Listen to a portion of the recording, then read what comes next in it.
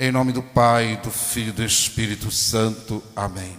Vinde, Espírito Santo, enchei os corações dos vossos fiéis e acendei neles o fogo do vosso amor.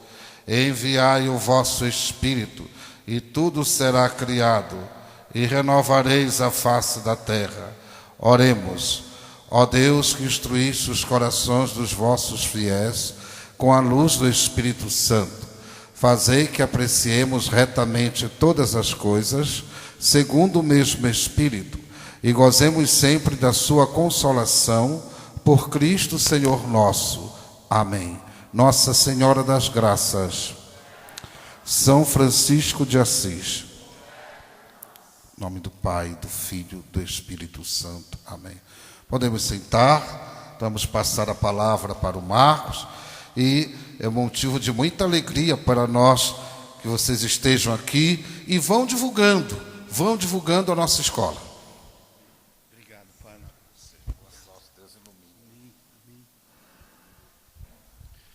Boa noite, povo de Deus. Tudo bem? Bom também. Esperar o povo se ajeitar. Enquanto o povo se ajeita, meu nome é Marco, tenho 51 anos, embora não pareça. Sofri algumas transformações corpóreas nesses últimos 51 anos, eu não era tão gordo assim. Sou casado com a Rose, nós estamos na caminhada na Renovação Carismática Católica desde o ano 2000, onde nós tivemos uma experiência com Jesus que foi profunda. Nós temos um filho chamado João Pedro, que vai fazer 18 anos agora, e é com muita alegria que nós estamos aqui participando, partilhando esses temas com vocês, aqui nessa escola de perseverança, nessa escola de aprendizado, como o padre disse, sobre a nossa igreja, sobre a riqueza que é a nossa igreja. Eu costumo dizer que aquele que deixa de ser católico é porque nunca conheceu a profundidade de que é a maravilha que é estar dentro da Igreja Católica.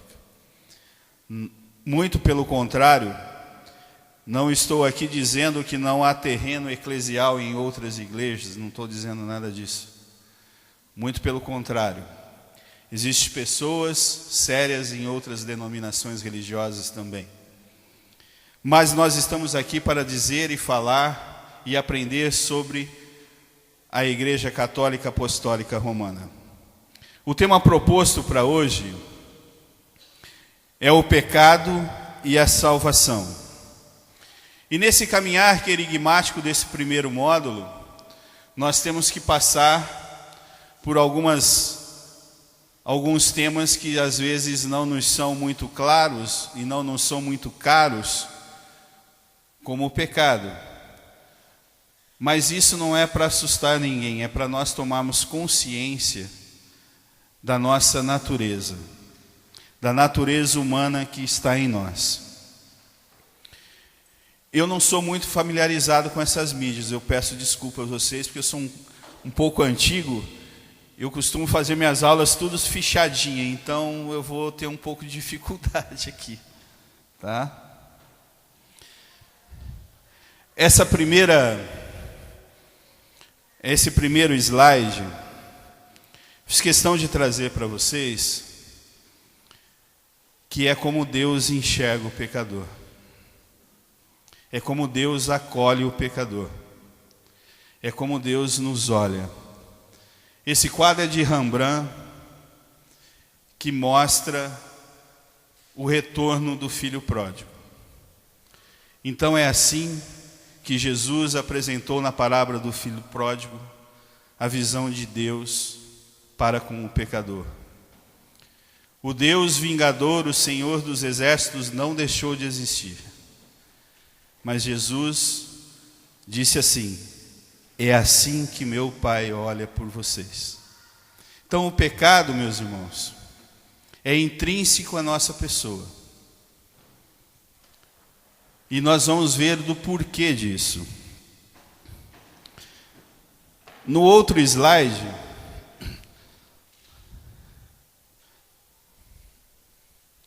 a definição de pecado de Santo Agostinho. Ele vai dizer assim: o pecado é um ato ou um desejo contrário à lei eterna, é uma ofensa a Deus, que lesa a natureza do homem e atenta contra a solidariedade humana. Ele foi bem sucinto, ele foi bem amplo nessa definição, em dizer que o pecado está em todas as nossas situações de vida. E ele coloca barreiras em todas as nossas situações de vida.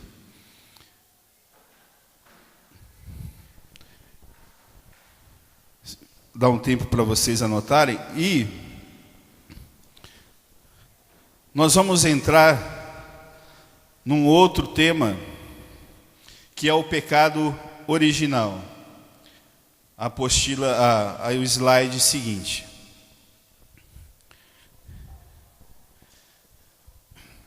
Para nós entendermos o pecado original, nós temos que entender o que nós perdemos com o pecado original.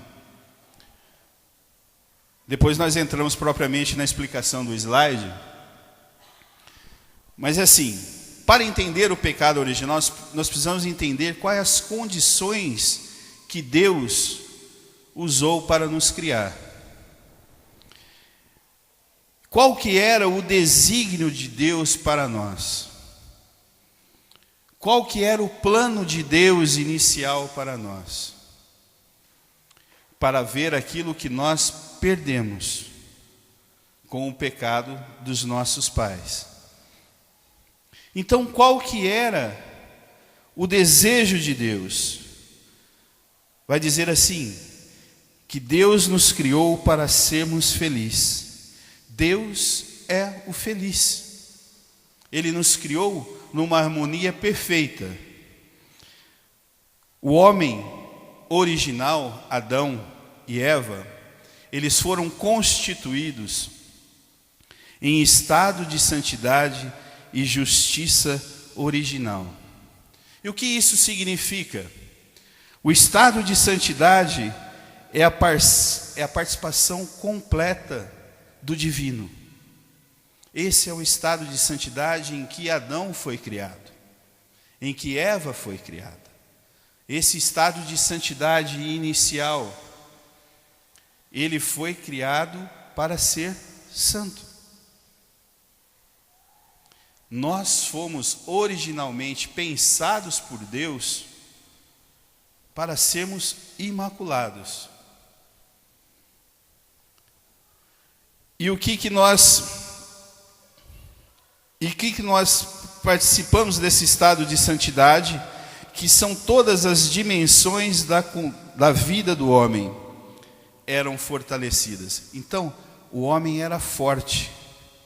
Interiormente, ele era forte. Mas, aí nós vamos ver mais para frente, e o que é a justiça original? Deus pensou assim: o homem em sua santidade, e na santidade que ele pensou, ele precisava ter uma harmonia também interior. Essa é a justiça original. Isso é o que Deus pensou na sua obra quando nos criou. Deus pensou isso. E nós sabemos que o homem caiu. Ele cedeu ao tentador. Nós podemos ver ali que o gênero humano é inteiro em Adão. Depois vem uma frase em latim, que essa frase é de Santo Agostinho também. Em virtude dessa unidade do gênero humano, todos os homens estão implicados na justiça de Cristo. Sabemos, porém, pela revelação, que Adão havia recebido a santidade e justiça originais, não exclusivamente para si, mas para toda a natureza humana. Ao ceder o tentador, Adão e Eva cometem um pecado pessoal, mas este pecado afeta a natureza humana, que vão transmitir um estado decaído. Esse foi a consequência principal do pecado original. E nós devemos entender que com o pecado original, nós perdemos esse estado de santidade e essa justiça original. Nós precisamos entender, e para passarmos para o plano de salvação que vem logo a seguir, entender o que nós perdemos. Entender do porquê depois Deus pensou também que na plenitude dos tempos teria que vir Jesus. Mais à frente, que esse pecado, ele será transmitido por propagação à humanidade inteira. Isto é, pela transmissão de uma natureza humana privada da santidade e da justiça original. É por isso que o pecado original é denominado pecado de maneira analógica. Meus irmãos, nós não vamos confundir aqui com outras coisas. Nós vamos falar sobre o pecado pessoal.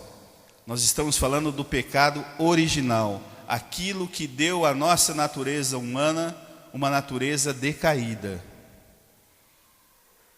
Decaída, mas não condenada. Nos fez cair, porque como o homem é um todo em Adão, o pecado de Adão é um todo para o homem também. É isso que nós precisamos entender sobre o pecado original. Quando fala-se que o pecado original muitas vezes foi confundido e muitas vezes com alguma coisa de conotação sexual, não foi nada disso. Não foi nada disso. O fato da nudez de Adão, ele estava nu por conta do pecado que ele havia cometido. A nudez ali é uma coisa simbólica. Não é a nudez de uma conotação sexual, muito pelo contrário. Porque Deus assim pergunta para ele: quem te deu a consciência de que estás nu? O pecado deu a ele isso. Então nós precisamos entender que não há nenhuma conotação de ordem sexual quando nós falamos de pecado original. Isso é uma bobagem. Porque se assim não fosse, assim o fosse, Deus teria que tirar do cânon da Bíblia o Cântico dos Cânticos, que é um livro extremamente sensual, que fala do relacionamento de um homem e de uma mulher. Deus criou o sexo em toda a sua plenitude e ele é lindo, maravilhoso quando praticado ordenadamente. Não tem nada de feio no sexo ordenado. Então o pecado original não tem essa conotação. É a privação da santidade e da justiça original. Esse é o centro, meus irmãos. Esse é o centro. Nós perdemos a santidade e a justiça original. Isso que precisa ser entendido. O que nós perdemos. O que Deus tinha pensado para nós, ao Adão ter cedido às insídias do tentador e ter caído em pecado, nós perdemos isso. Esse é o único pecado que foi herdado, podemos dizer assim. Porque os outros pecados, meus irmãos, não há transmissão de pecado, tá? Você não pode sofrer pelos pecados que outros cometeram. As consequências do pecado do outro pode atingi-los? Pode. Mas aquele pecado que o outro cometeu não é seu. Não há essa transmissão de pecado. Isso é uma bobagem. Isso quem fica propagando, propaga contra a doutrina da igreja. Então vamos mais à frente. É a privação da santidade e justiça, mas a natureza humana não é totalmente corrompida. Ela é lesada em suas próprias forças naturais, submetida à ignorância, ao sofrimento e ao império da morte, e inclinado ao pecado. Esta propensão ao mal é chamado concupiscência. Uma palavra complicada. Se vocês quiserem anotar, essa definição está no Catecismo da Igreja Católica, no número 1999. Então, o que é concupiscência? Santo Agostinho vai nos dizer que a concupiscência, ela é a luxúria carnal, é um desejo libidinoso. A teologia tomista vem com uma definição um pouco mais completa. Santo Tomás de Aquino vai dizer que é o desejo de prazer gerado por uma realidade física, material. Então, as coisas que nos atraem, as coisas que são levadas de maneiras desordenadas, é chamado concupiscência. E não só em relação a sexo, mas em relação ao ter, em relação ao ser. E nessa relação nossa, desse mundo nosso hoje, um tanto quanto atribulado nessas coisas, nós precisamos ter essas certezas e saber como lidar com elas. A grande vantagem nisso é que nós não temos uma natureza totalmente decaída. A teologia vai dizer assim, que a concupiscência é a cobiça natural do homem pelos bens terrenos. O que a teologia está querendo dizer com isso? Que a concupiscência são aqueles que se afastam das coisas do alto. São as coisas que se afastam de Deus. Paulo vai dizer em Colossenses que nós devemos buscar primeiro as coisas do alto. Para fugir do quê? Da concupiscência. Porque lá não tem isso.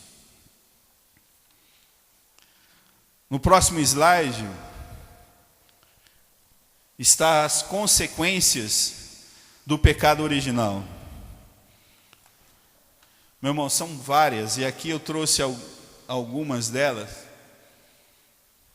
que vai dizer assim: a harmonia estabelecida graças à justiça original está destruída. O domínio das faculdades espirituais da alma sobre o corpo é rompido.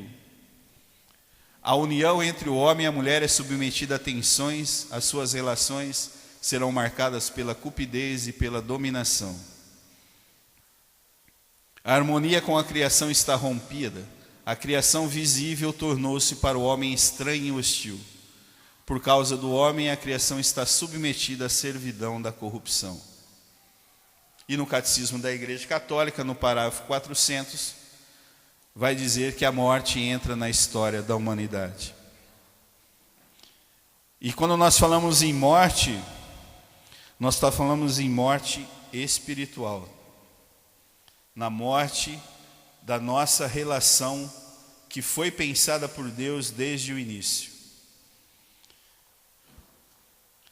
Paulo vai nos dizer em Romanos, no capítulo 5, versículo 12, que todos os homens pecaram, que Adão pecou e todos os homens pecaram. Se você quiser embasar o dogma do pecado original com a palavra, você tem que ler o capítulo 5 da Epístola aos Romanos. Lá ele vai dizer tudinho sobre o pecado original. Não vamos pegar aqui porque nosso tempo é um tanto curto.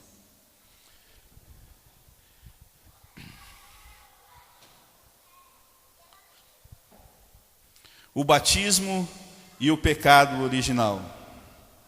Por isso que essa nossa igreja é maravilhosa. O batismo, ao conferir a vida da graça de Cristo, apaga o pecado original e faz o homem voltar para Deus. Porém, as consequências de tal pecado sobre a natureza, enfraquecida e inclinada ao mal, permanecem no homem e o incitam ao combate espiritual. O que significa isso? Significa que nós voltamos pelo batismo, somos chamados de novo a um estado de santidade. Porque ele apaga não apaga as consequências, ele apaga a marca do pecado original.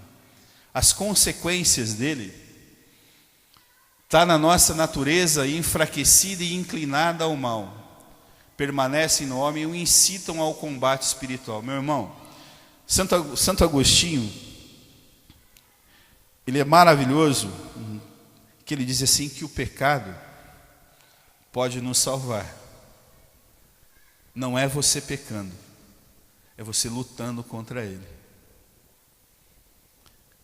A sua luta contra o pecado, esse combate espiritual, vai te santificando, vai deixando em você o estado de santidade mais aflorado, vai deixando esse estado de santidade mais enraizado em você, em nós. Desculpa que eu não gosto de falar quando falo de pecado, e às vezes me perdoe quando falo você, mas somos todos nós. Não, aqui ninguém tem preferência em pecados, nem em ser mais santo. Nós queremos ser santos, viver esse estado de santidade. E esse combate espiritual é fundamental para que você possa combater o bom combate. É essencial. Se você pegar a vida de Paulo, você vai ver que ele combateu o bom combate.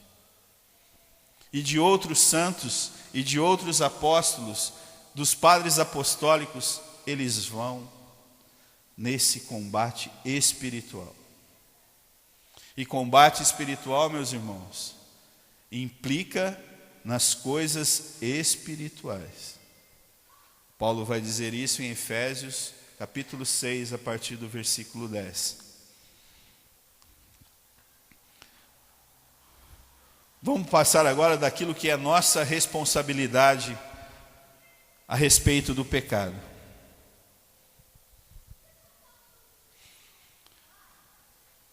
O pecado pessoal. O pecado pessoal é um ato ou desejo contrário à lei eterna. Isso significa que o pecado é um ato humano, já que requer o concurso da liberdade e se expressa em atos e palavras. De modo mais geral, pode-se dizer que o pecado é qualquer ato humano oposto à norma moral, isto é, a reta razão iluminada pela fé. Meu irmão, Deus nos deu toda a liberdade, como foi falado na primeira aula aqui. Deus nos deu essa coisa maravilhosa que é a liberdade. A liberdade até de não acreditar nele. Mas ele nos deu essa liberdade. O uso dessa liberdade, meu irmão, é um ato pessoal. É um ato nosso, um ato humano. Nós escolhemos. E a liberdade não está nos outros escolher por você, mas em você escolher aquilo que é certo. Isso é a liberdade que Deus nos deu.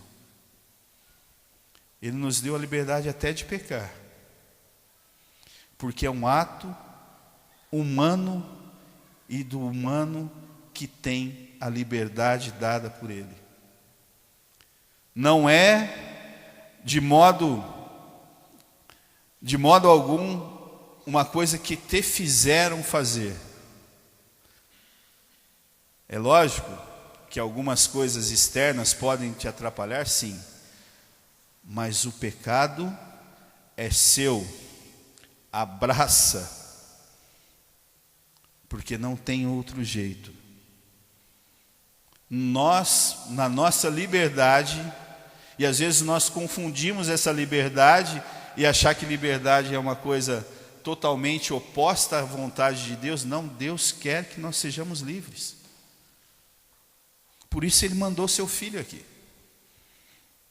Mas isto é,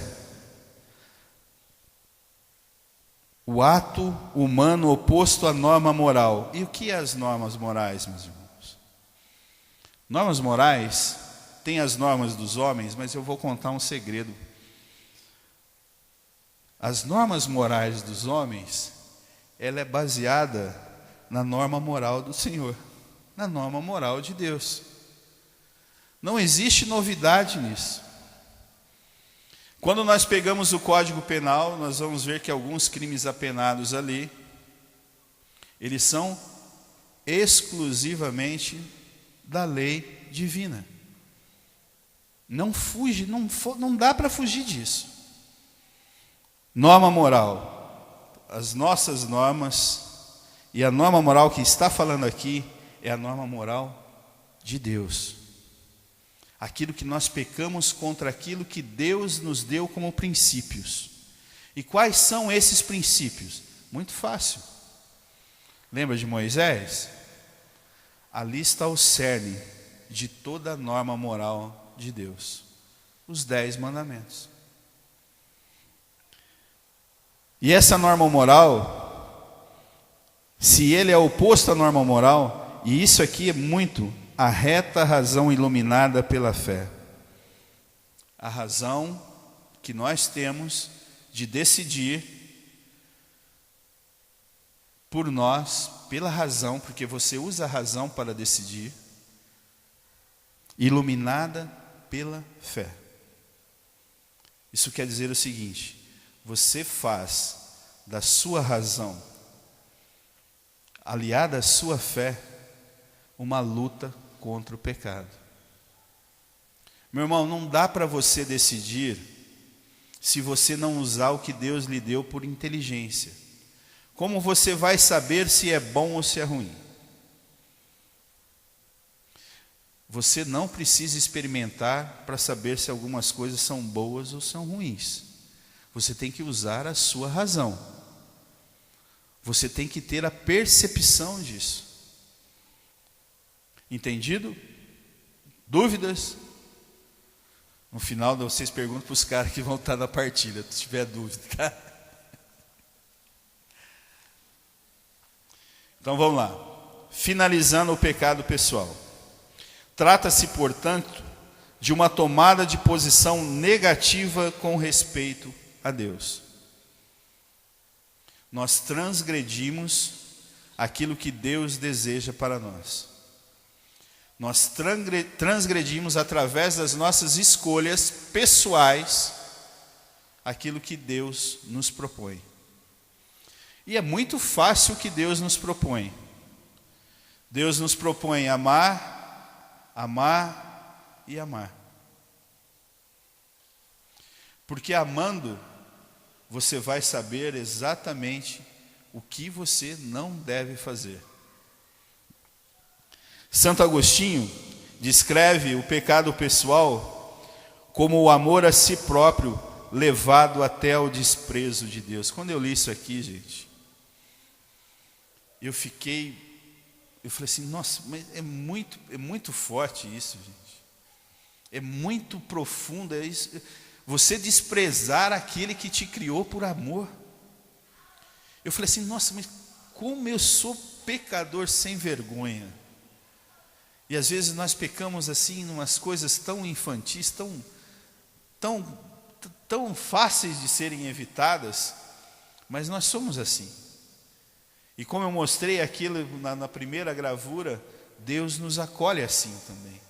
Mas você sentir que você despreza Deus, nessa definição de Santo Agostinho, eu falei, meu Deus, nós precisamos mudar de vida urgente.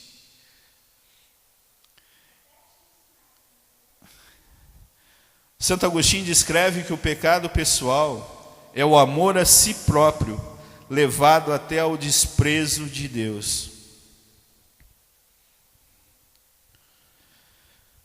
O Catecismo, no 1850, ele vai dizer que o pecado é uma exaltação orgulhosa de si mesmo. O pecado é diametralmente oposto à obediência. Nós somos que nem aquelas crianças mimadas, birrenta, que desobedecemos. 1850 do Catecismo da Igreja Católica. Oposto à obediência de Jesus, que realizou a salvação. Filipenses capítulo 2, todo o capítulo 2 da Epístola aos Filipenses, vai falar da kenosis de Jesus, do esvaziamento dele para obedecer aos desígnios de Deus. É isso que nós temos que fazer. Fazer a nossa kenosis, que é o esvaziamento de nós mesmos, para que possamos ser totalmente dirigidos por Deus através do Espírito Santo. Essa é a nossa vocação, meus irmãos. Essa é a nossa vocação. Agora nós vamos passar pelas classificações de pecado. São os pecados veniais, primeiro, ou venial. São pecados leves ou perdoáveis pela via extrasacramental, através da realização de obras penitentes. A igreja, não obstante, recomenda vivamente a confissão dos pecados veniais. Então, se ele está dizendo que os pecados veniais são os pecados leves que você pode obter o perdão através de uma via extrasacramental, ele está dizendo o seguinte, que você pode obter os perdão desses pecados que você não é que você não precisa. Você não precisa, vamos dizer assim, recorrer ao sacramento da reconciliação. Eles estão perdoados. Mas você pode e deve confessá-los. Entendido? Deu para entender? Exemplo. Para que vocês acham que há o Kyrie na Santa Missa? Exatamente por esses pecados.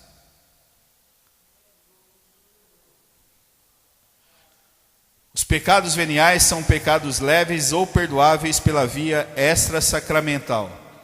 Significa dizer que esses pecados veniais são perdoados, independente de você ter confessado ou não, pelas obras penitenciais. Isso significa o quê? Significa que no Kyrie, no momento de perdão da missa, você pode obter esse perdão pela via extrasacramental. Oi? No ato penitencial, no Kyrie eleison. Você pode obter desses pecados veniais. Por isso que há o perdão na missa. O momento de perdão na missa do ato penitencial é para isso.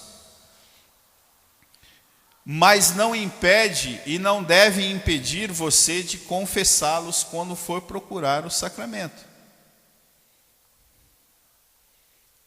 Ok? Vamos lá. Uma coisa muito importante que nós precisamos entender, que não há acúmulo, o acúmulo de pecados veniais não se transforma em pecado mortal, tá? Pecado venial continuará sendo pecado venial e pecado mortal continuará sendo pecado mortal. Certo? Mas o acúmulo desses pecados veniais podem te levar a praticar um ato de pecado mortal. Não acumula, mas essa vida de pequenos pecados, uma hora você vai transpassando, que uma hora pode se cair. Ele não acumula, meu irmão, não acumula. Não tem jeito, tá? Um pecado é um pecado, outro pecado é outro pecado. De todo modo, também é uma forma de afastamento do amor e da misericórdia de Deus que deve ser evitada. Principalmente porque, uma vez acumulados os pecados veniais, nos predispõe ao pecado mortal e debilita a caridade em nossa alma. Entendido? Quer que repete?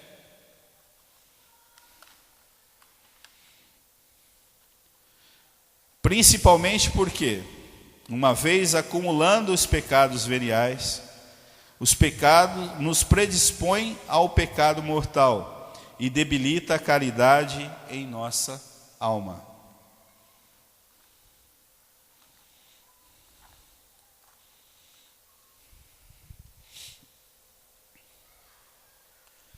Pecado mortal.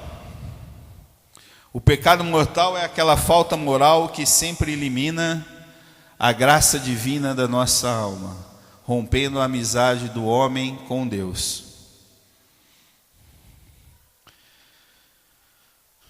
E quando nós cometemos esse pecado, quando nós agimos livre e conscientemente, nós temos consciência dos pecados mortais. E quais são os pecados mortais? Exatamente aquilo que está descrito nos 10 mandamentos. Você contrariar aquilo, você contrariar aquelas normas, é pecado mortal. Porque ali está envolvendo adultério, está ouvindo cobiça, uma série de coisas. Então, revejam o decálogo.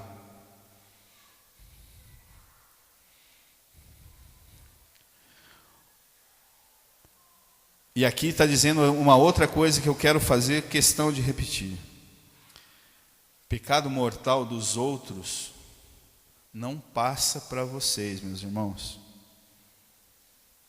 Não passa. Se alguém cometeu um pecado mortal, esse pecado mortal é de quem o cometeu. Não há transmissão de pecado. O único pecado que nós herdamos, como foi falado, é o pecado original, que pelo santo batismo está encerrado.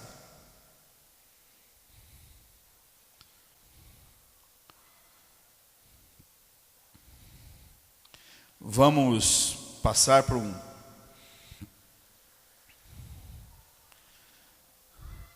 tema nós vamos entrar agora é salvação.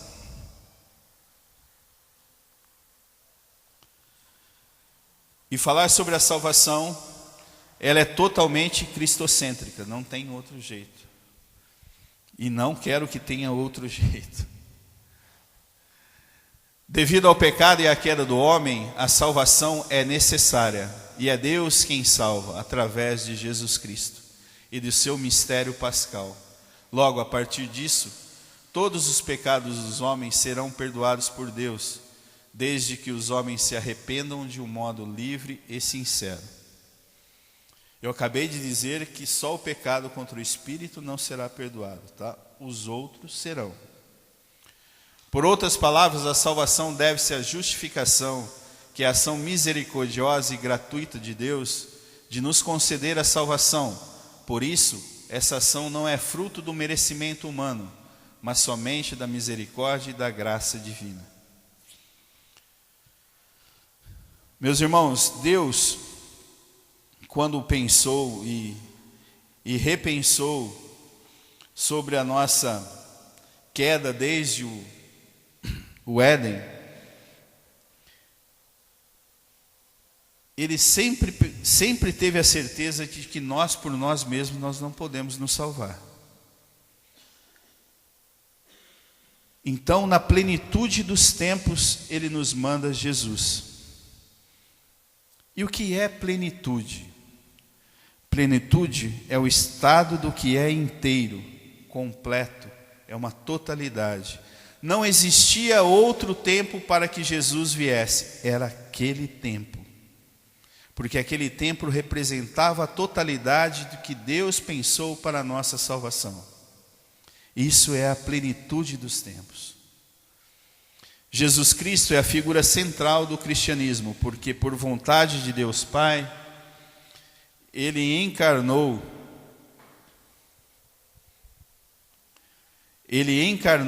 e veio à terra. Capítulo 1 do Evangelho de João. E o Verbo se fez carne e habitou entre nós, para anunciar a salvação à humanidade inteira, ou seja, para reconciliar a nós, pecadores, com Deus, para nos fazer conhecer o seu amor infinito, para ser o nosso modelo de santidade, para nos tornar participantes da natureza divina.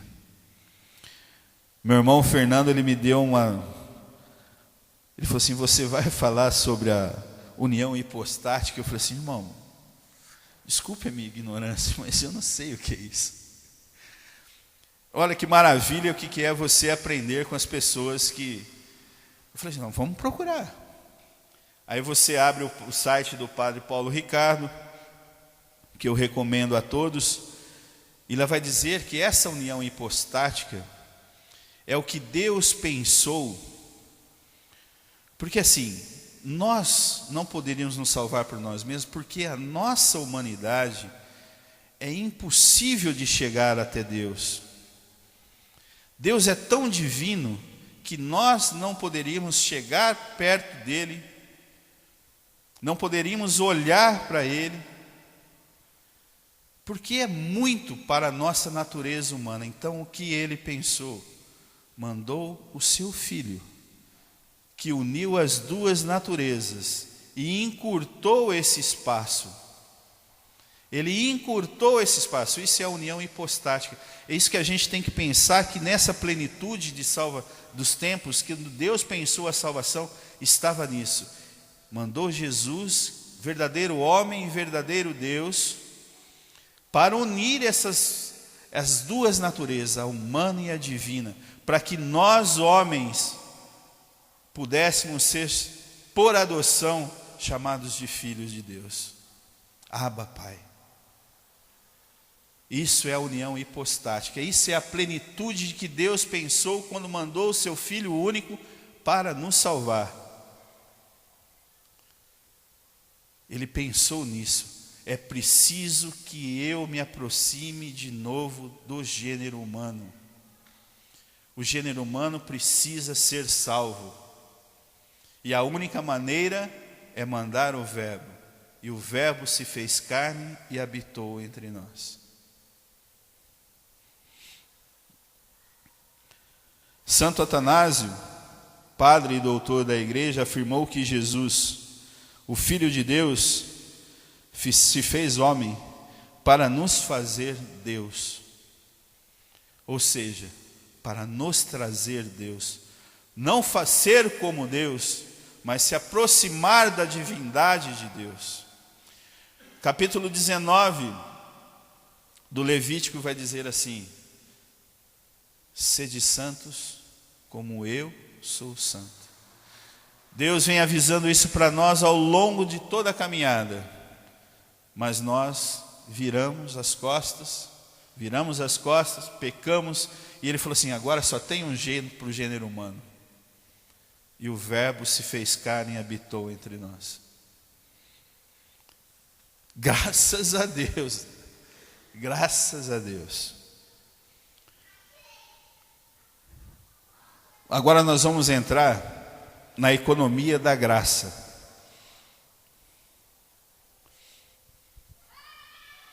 Meus irmãos, tenho uma certeza: nós somos salvos pela graça. E nós vamos entender por que disso. E o que é graça?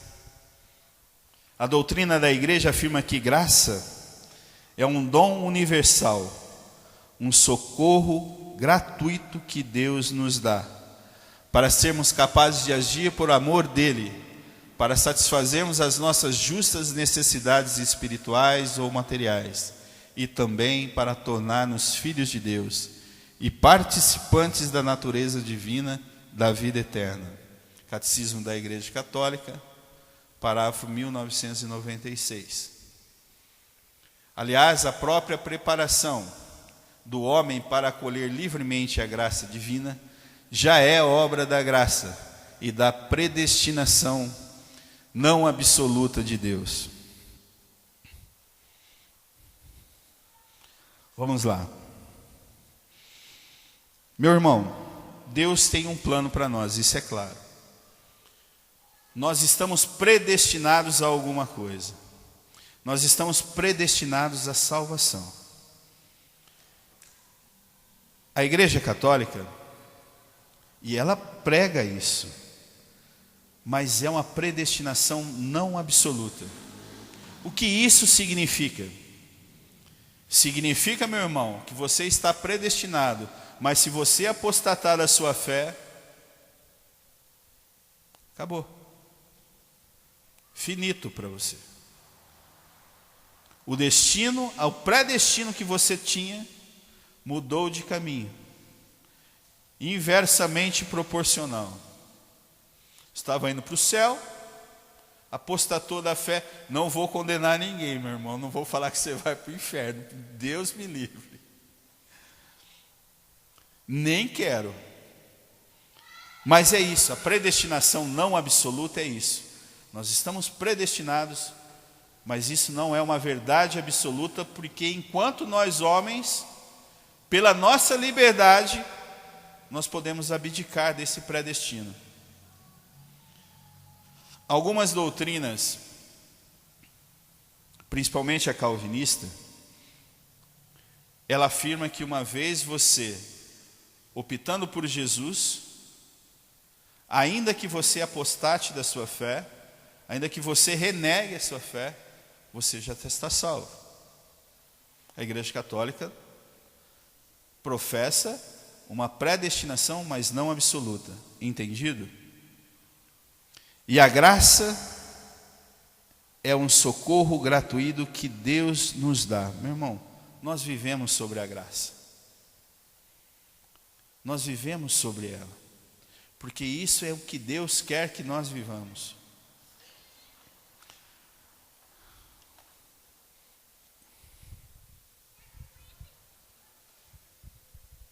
E a graça, ela pode ser, tudo é graça, tá, meus irmãos?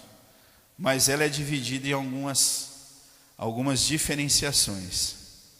Graça habitual ou santificante, considerada também graça primeira, é a origem, o início e o responsável pela justificação, conversão e santificação dos homens, e por isso nos foi merecida pela paixão de Cristo e nos foi dada no batismo.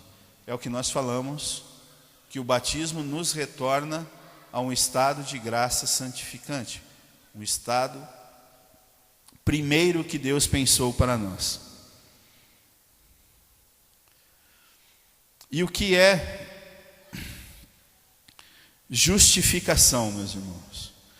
Nós ouvimos muito falar sobre isso. Justificação é a obra por excelência do amor de Deus. É uma ação misericordiosa e gratuita de Deus, que é concedida aos nossos corações e nos torna justos e santos em todo o nosso ser. Compêndio do Catecismo da Igreja Católica, 422. Porque assim, deixa eu explicar também o que é isso. O Catecismo da Igreja Católica, esse aqui. O compêndio é uma reunião dos principais assuntos e colocado de maneira muito simples, muito fácil de entender, sobre uma explicação geral, um conceito geral de cada assunto do Catecismo da Igreja Católica. Uma coisa importante, com esta graça são concedidas ao homem as capacidades de operar sobrenaturalmente, a saber, as virtudes infusas ou sobrenaturais e os dons do Espírito. O seu exercício, impulsionado pelas graças atuais, faz parte dos principais meios de santificação. Então nós temos que viver essa graça santificante ou habitual. Quem está em pecado mortal perde essa graça santificante. Graça atual.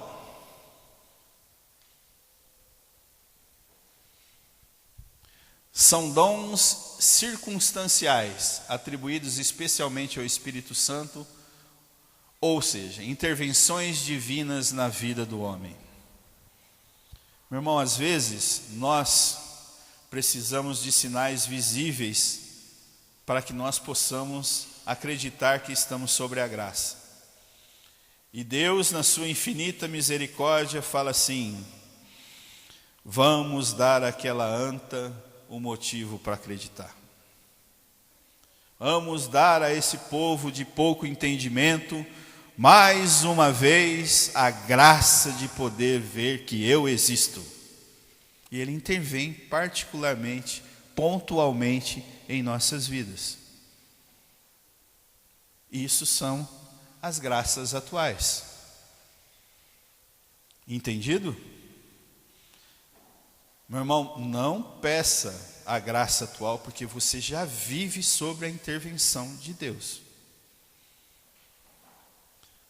Milagres, que é o que especialmente nós pedimos, e é justo pedi-los, mas não peça um milagre para que você creia. Creia. Vamos passar para outra. Graças sacramentais. São dons que os cristãos recebem por meio dos 7 sacramentos da igreja, que pode ajudá-lo a colaborar na salvação dos outros homens, bem como com o crescimento da igreja, corpo de Cristo. Meus irmãos, esses sinais já teriam que ser suficientes para que você pudesse e creia que o Senhor intervém todos os dias em sua vida. Viver os sacramentos é viver a santidade do Cristo. Viver profundamente os sacramentos da nossa igreja é viver o Cristo. Porque foi Ele que os instituiu. E a igreja ensina que as graças sacramentais são essenciais à nossa salvação. Vivê-las é essencial à nossa salvação.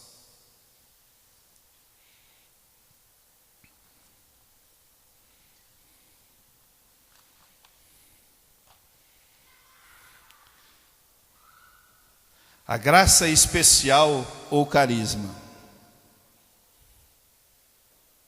também são circunstanciais, atribuídos especialmente ao Espírito Santo, ou intervenções divinas na vida do homem, para que ele possa continuar a acolher e colaborar com a graça e prosseguir o seu caminho de santificação. Meu irmão, quando nós falamos em carismas, não há nenhuma... Eles são extraordinários porque partem de Deus, que é extraordinário. Aquele que recebe esses dons carismáticos, ele não é para a santificação dele próprio. Uma pessoa que tem o dom de milagres não vai servir nada para a santificação dele. Para a salvação dele, para a santificação sim, para a salvação dele. Porque todos os dons carismáticos, efusos, são para o outro. Os dons infusos que você recebe no Santo Crisma é para vivê-los, é para a sua santificação pessoal. Os dons efusos são os dons de milagres, palavra de ciência, oração em línguas e afins, não são para a salvação da pessoa que exerce os carismas. É para a comunidade. Então, um grupo de oração, uma reunião carismática, ali os dons são manifestos para a comunidade, para o crescimento da igreja do Cristo. Mais nada. E não precisamos de mais nada. Entendido? Finalizando a minha fala, o estado de graça. Uma pessoa que está em estado de graça vive na amizade e amor de Deus, e se nela morrer, vai para o céu pela graça santificante. Por outras palavras, é aquele que não está manchado pelo pecado mortal. Mas estar nesse estado não quer dizer que não tenha pecados veniais ou penas temporais devidas ao pecado para serem purificadas, necessitando por isso das indulgências e após a morte da purificação no purgatório. Purgatório, meus irmãos, não é porta do inferno, purgatório é porta do céu. Tá? Se você morrer em pecado mortal, você não vai expiá-los no purgatório. Entendido? Aqui está falando em pecados veniais ou penas temporais. Vamos supor, você passou por uma confissão. O sacerdote te impôs uma pena temporal. E o que é a pena temporal? Aquilo que ele manda você fazer após a confissão. Isso é uma pena temporal. Se você nesse caminho do confessionário até o Santíssimo, você morrer, você não pagou a pena temporal. Entendido? Então, naquele você, graças a Deus, você confessou, mas não pagou a pena temporal, mas vai para o purgatório. Glória a Deus. Glória a Deus. Porque lá a oração da igreja militante, que é a nossa, as orações que estão aqui, que nós oramos pelos fiéis defuntos, pelas indulgências plenárias, podem tirar as almas do purgatório. Podem abreviar esse tempo de permanência no purgatório. É lindo, né? Essa igreja é maravilhosa, gente. Não vamos entrar nas indulgências, porque é um tema que carece e merece um estudo um pouco mais aprofundado do que simplesmente eu falar o conceito de que é uma indulgência. Porque envolve uma série de outras coisas, polêmicas muito grandes envolveram. Houve o cisma da igreja, houve a reforma por conta e uma das causas foram a indulgência. Então nós não podemos deixar esse assunto simplesmente no en passant. Tem que ser um pouco mais aprofundado. Assim como a predestinação também, nós podemos pensar isso no segundo módulo ano que vem. Encerrando, eu quero dizer a vocês que foi muito bom estar aqui contigo, com vocês. Se vocês tiverem alguma dúvida, por favor, nós temos um tempinho aqui, eu posso ainda, se eu puder, esclarecer alguma dúvida, alguma coisa que não ficou clara na explanação, por favor, pode falar sem nenhum tipo de constrangimento. Nós voltamos ao assunto, temos uns 5, 10 minutinhos ainda. Não tem chamada oral não, tá? Ficou claro? Então tá bom. O próximo assunto que virá para a escola é fé, conversão e efusão do Espírito. E vocês estão percebendo que é uma caminhada até nós chegarmos e nos aprofundarmos na doutrina da igreja, mais do que nós estamos fazendo aqui. Eu espero que tenha sido a contento. Muito obrigado, Deus abençoe. Agora vocês podem se reunir em grupo, né, Gi? Muito obrigado, pessoal. Valeu mesmo.